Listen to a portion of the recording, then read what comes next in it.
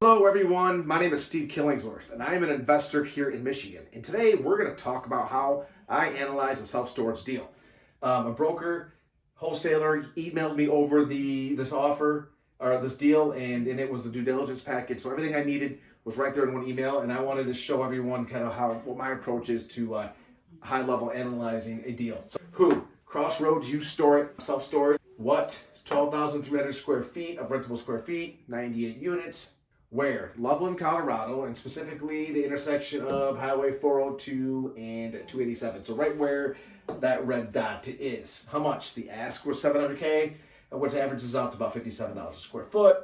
Rate per square foot for a 10 by 10 in this market is $125, which is $1.25 a square foot. And then annually that gives you $15 a square foot of gross potential income. That's just a rough estimate, based on the rate for a 10 by 10. So very rough estimate. Then you back out your expense ratio, not including debt service, and then you gets about $10.50 net rental rent per square foot annually, and then that which gives you about a break even of about 5.5 years. So for the broker package, the NOI is $53K, and they said 7.6 cap based on the $700K ask.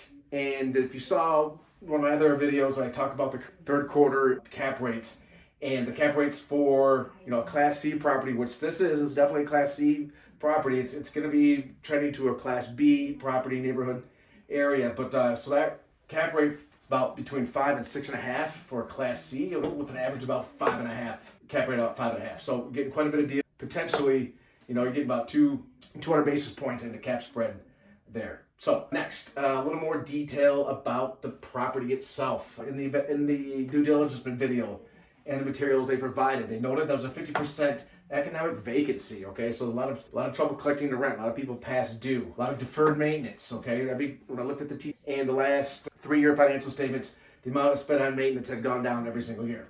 Not a surprise. If they know they're going to sell the property, they're going to try to lower that expense number as much as possible. A few other things that were noted in the due diligence video: poor visibility. The self-storage facility is located behind another building. Although there's a sign that you can see from the road, still it's very poor visibility. Also, there's no gate, poor lighting, poor security. I didn't see anywhere to place the snow. In Colorado, your facility, you're gonna have to have a place to put the snow. If there's not, then I don't know what the solution is. Okay, I don't live out there, so perhaps there's something I'm not aware of. But competition and supply, there's quite a bit of supply in the market, quite a bit of competition as well. Some of the risks that I thought, like we said, the poor visibility, the amount of CapEx, you're probably going to CapEx, new risks. Oh, sorry, you have to kick everyone out, so you get to new renters. First, one thing I did during the rate study, just looking in, like the big competitor close by was Storage Sense, and they're offering first month rent free. Okay, so to me that shows there's a bit of an oversupply in the market, but that may just be a temporary thing. So we'll talk about that more in a minute. Next, some of the positive risks, things, there's definitely potential for rate upside, occupancy increases, and they're not charging anything for insurance. So those are kind of like the upside plays right there on the top line growth. So when I analyze a property, so after I kind of run through this, I'm like, okay, I don't know anything about Loveland. I'm out here in Michigan. What do I know about Loveland, right? Like, it's not my market. Don't know much about it. So go to the Create Loveland, or go to the Loveland website, City of Loveland website, and in there they have the comprehensive plan, Create Loveland. And in this plan, they identified 5 areas for development, okay? And the 2 areas that stood out to me, Highway 402 development. There's a strategic plan for the Highway 402 corridor development, which runs east to west through Loveland, okay?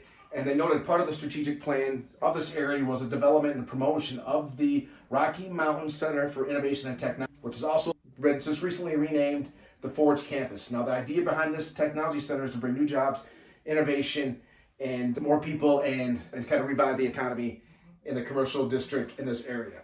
In addition, they noted strong future land map use has been rezoned to allow for more housing, and they said there is a strong demand for housing in this area. So, and if you look, I looked at the future land map, and they talked about this here too in the Highway 402. They said south of 402 and then east of South Taft Road. So I pulled up the future land map use, and noted that, bam, that area had just been rezoned to allow for residential, single family and high density single family, which is usually single family and duplexes and things like that. And then also a little more housing per units per acre too. So they're definitely making the necessary changes to kind of bring jobs and housing to this market, which the Rocky Mountain Center for Technology is right here, that little black dot, and then you can see where it is in relation to the self-storage. They also noted and discussed about how the easy access up and down the corridor, what is for commercial businesses, and then they specifically noted and discussed what is the city of Loveland, what is their role in all of this and implementing this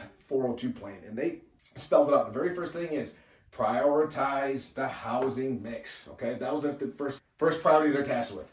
And the second was working with the Rocky Mountain Center for Innovation and Technology to heavily promote and advertise what they're offering, what they're trying to do, the Create Loveland project and the redevelopment of 402. So that's what the city has been and the bureaucrats have been tasked with.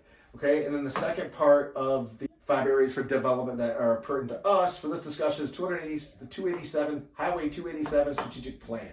Okay, 287 is a north-south corridor through Loveland. It's a primary business corridor for this area.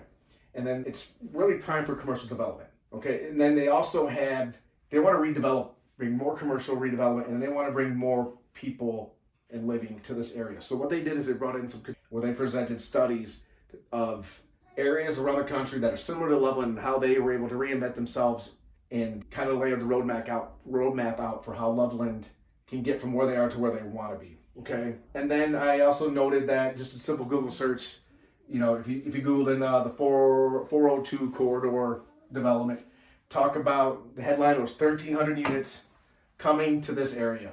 Okay, and specifically 570 homes on the southeast corner of 270 and 402. Okay, and that's right here. That's right across from where our storage facility is going to be. In addition, they talked about there's discussion about there's going to be a metro district. Now, I'm not sure didn't really define what that metro district is, but my understanding is some type of mixed-use property, a lot of dining, retail, maybe some mixed-use commercial properties. And then they also talked to a city planner, one of the senior city planners, and she noted that they had rezoned 42 acres to allow for residential housing. And they said they did this zoning to specifically exclude storage. So they really have, which is kind of an interesting dynamic, something interesting that they specifically wanted to point out. One other thing I did notice in my research was that U-Haul is bringing 100,000 square feet of self-storage, but that's a few miles north of where we're at in another district. But it's just very interesting that they went about to say that we're trying to exclude self-storage from here. So, which doesn't mean there's not an opportunity there, but you're going to have to do some arm to bring in some self-storage development there and make it sure it really ties into what the city of Loveland is trying to do with this Create Loveland plan, okay? So, guys, kind of recap, I think this would have been a pretty good opportunity if the visibility wasn't a huge issue. You can't fix poor visibility, poor access into and out of a facility, okay? I think with, the 1,300 units housing coming to the area, the Rocky Mountain Center for Innovation and Technology, I think this would have been a winner. It would have been a small little property. It would have been great for automation, 100% automation. But by the time I got to the broker, they had already accepted an offer. So I guess we'll have to get the next one that comes across our way that makes sense for us and our investors. So that's all I have for you today. See you next time. Go Blue.